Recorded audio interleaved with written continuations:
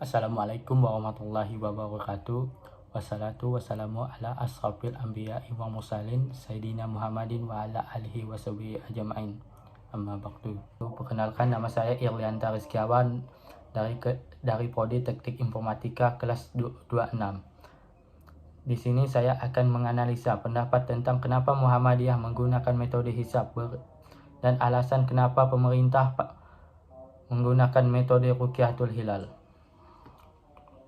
Baik, di sini saya akan menganalisis mengapa Muhammadiyah menggunakan metode hisab dan kenapa pemerintah masih menggunakan metode Ruqyatul Hilal.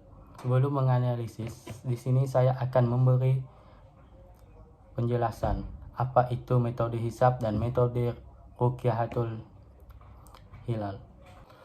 Pertama, metode hisab. Metode hisab adalah perhitungan secara matematis dan astronomis untuk menentukan posisi bulan dalam menentukan dimulainya awal bulan pada kalender Hijriah. Sedangkan Ruqyatul Hilal adalah kriteria penentu awal bulan kalender Hijriah dengan cara meruqyah atau mengamati hilal secara langsung. Apabila hilal atau bulan sabit tidak terlihat atau gagal terlihat, maka bulan kalender berjalan digenapkan istikmal menjadi 30 hari. Baik, kenapa Muhammadiyah menggunakan metode hisab dalam menentukan bulan Ramadan? Seperti yang dijelaskan pada surah Yunus ayat 5, surat Ar-Rahman ayat 5, dan surah Yasin ayat 40.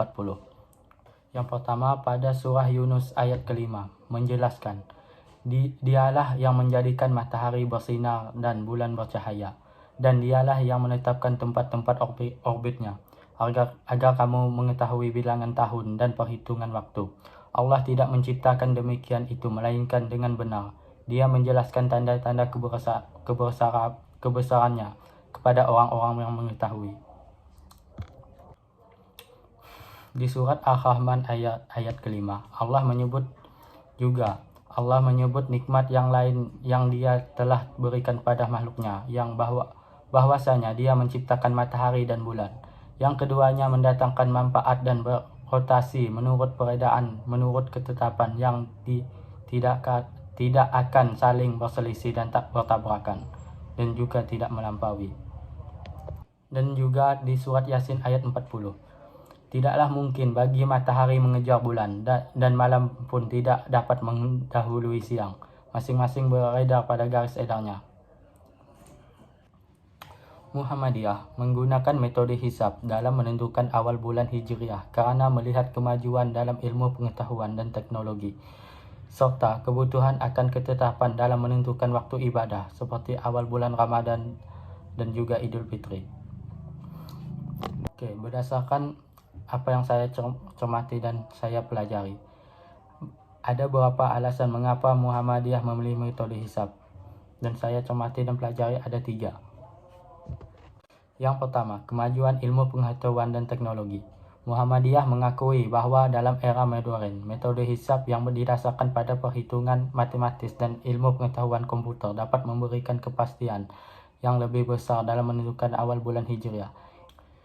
Ini juga meminimalkan ketidakpastian yang mungkin terjadi dengan metode pengamatan langsung, yaitu atau Ruqyatul Hilal. Yang kedua, ketetapan waktu ibadah. Dalam Islam, penentuan awal bulan Hijriah sangat penting karena menentukan awalnya bulan Ramadan, Idul Fitri, dan lainnya. Dengan menggunakan metode hisab, Muhammadiyah berusaha untuk memastikan umat Islam dapat memulai ibadah-ibadah tersebut tepat waktu dan dengan kepastian yang cukup.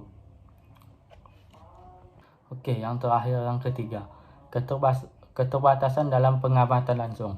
Metode Ruqyatul Hilal atau pengamatan bulan baru memerlukan kondisi cuaca yang cerah dan langit yang bagus, serta keahlian khusus dalam mengamati hilal, namun tidak selalu mungkin dilakukan di semua tempat dan dalam kondisi cuaca yang berbeda-beda. Sementara itu, mengapa pemerintah masih menggunakan metode Ruqyatul Hilal? Karena pemerintah mungkin merasa perlu untuk mempertahankan metode yang dianggap lebih sesuai dengan ajaran agama atau tradisi lokal. Metode Ruqyatul Hilal telah digunakan secara tradisional atau kultural dalam banyak masyarakat muslim dan dianggap memiliki legitimasi dalam konteks keagamaan. Pemerintah mungkin merasa bahwa penggunaan metode Ruqyatul Hilal lebih diterima oleh masyarakat luas, terutama di daerah pedesaan atau yang konservatif secara keagamaan. Ketersediaan infrastruktur dan sumber daya di beberapa daerah negara atau wilayah mungkin tidak tersedia infrastruktur atau sumber daya yang memadai untuk melakukan perhitungan hisab secara efektif, sehingga metode Ruqyatul Hilal menjadi pilihan yang lebih praktis. Konsistensi dengan otoritas keagamaan. Pemerintah mungkin juga ingin mempertahankan konsistensi dengan otoritas keagamaan atau lembaga agama resmi yang mungkin mendukung atau menganjurkan penggunaan metode Ruqyatul Hilal. Baik, berdasarkan pengamatan saya, perhitungan hisab Muhammadiyah sedikit berbeda dari perhitungan hisab di wilayah Timur Tengah. Dan itu juga alasan Muhammadiyah sering juga disebut masyarakat sering mengikuti penjadwalan Ramadan di daerah Timur Tengah, yang dimana selisih waktu di Indonesia, terutama waktu Indonesia bagian barat dan waktu di daerah Saudi Arabia hanya berselisih 4 jam. Beda halnya waktu Indonesia bagian timur dan waktu Indonesia bagian tengah. Dan itu alasan mengapa pemerintah sering menggunakan metode Ruqyatul Hilal dalam menentukan bulan Ramadan, karena yang dimana metode Ruqyatul Hilal dianggap tepat karena sebagai pemerataan dalam penentu waktu Ramadan. Seperti yang kita ketahui, di Indonesia memiliki 3 zona waktu yang berbeda yang hanya berselisih 3 jam. Setiap waktu dari Indonesia bagian barat, Indonesia bagian timur, dan Indonesia bagian tengah hanya berselisih 1 jam. Berdasarkan yang saya cermati dan saya hitung, selisih waktu di Mekah dan waktu di Indonesia bagian timur, terutama di Jayapura, hanya berselisih 7 jam.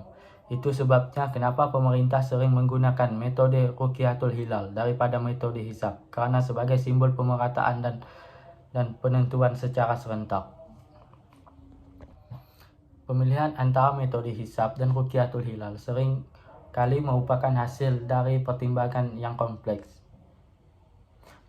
yang melibatkan berbagai faktor budaya, agama, praktik, dan keilmuan. Baik Muhammadiyah maupun pemerintah memiliki alasan dan pertimbangan masing-masing dalam menentukan metode yang mereka anut. Baik, sekian dari saya. Jika ada salah dan kurang dimengerti, tolong dikoreksi dan di komen. Oke. Wassalamualaikum warahmatullahi wabarakatuh.